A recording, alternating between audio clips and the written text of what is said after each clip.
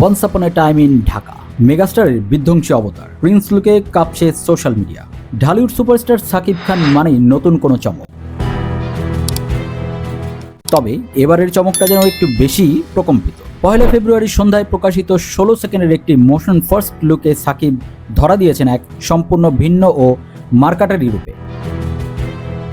আসন্ন ঈদকে লক্ষ্য করে নির্মিত এই সিনেমাটি নিয়ে এখনই শুরু হয়েছে তুমুল উত্তেজনা। আগুনের মতো লুক, বরফের মতো শীতল চাহনি। প্রকাশিত মোশন লুকে সাকিব খানকে দেখা গেছে লম্বা চুল, মুখভর্তি দাড়ি আর চোখে কালো সানগ্লাসে। তবে সবচেয়ে বেশি নজর কেড়েছে তার পরনো কালো গাউন এবং হাতে থাকা ইউনিক ডিজাইনের বড় মিউজিক্যাল গান। ব্যাকগ্রাউন্ডে বাজতে থাকা হার্মিক করা বিজিএম পুরো লুকে যোগ করেছে এক অন্যরকম থ্রিলার।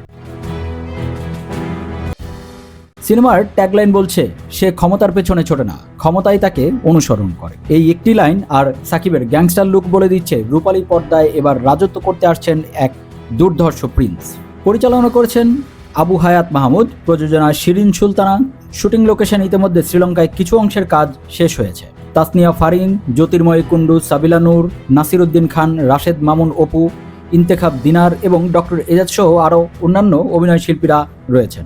শুরুতে গুঞ্জন উঠেছিল সিনেমাটির 90 দশকের আন্ডারওয়ার্ল্ড ডন কালা জাহাঙ্গীরের জীবন নির্ভর। তবে পরিচালক স্পষ্টভাবে জানিয়ে দিয়েছেন এটি কোনো বায়োপিক নয়, বরং বড় আয়োজনের একটি পুরোপুরি পিওর কমার্শিয়াল অ্যাকশন ছবি। সিনেমার সাবটাইটেলে রাখা হয়েছে once upon a time in Dhaka.